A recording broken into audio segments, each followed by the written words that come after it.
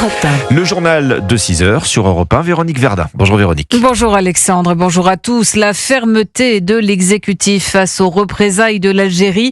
Le président Emmanuel Macron rappelle l'ambassadeur de France. Dans le même temps, Paris ordonne l'expulsion de 12 agents consulaires algériens. Le chef de l'État main dans la main avec le gouvernement après le renvoi de 12 agents français. Alexandre Chauveau, la réplique après une dégradation brutale des relations franco-algériennes.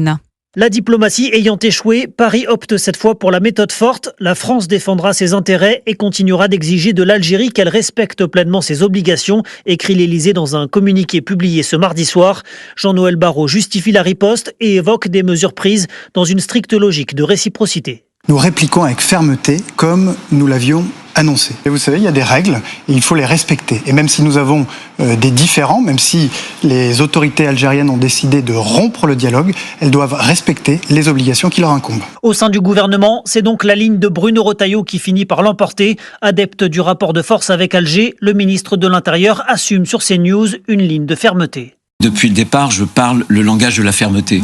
Cette fermeté, elle est en train d'arriver. Et si jamais l'Algérie choisit l'escalade, eh bien, il faudra que nous accompagnions cette escalade, sans avoir peur. Reste que cette situation compromet la libération de Boualem Sansal, dont les deux filles demandent, dans une lettre ouverte à Emmanuel Macron, que le maximum soit fait pour obtenir sa libération.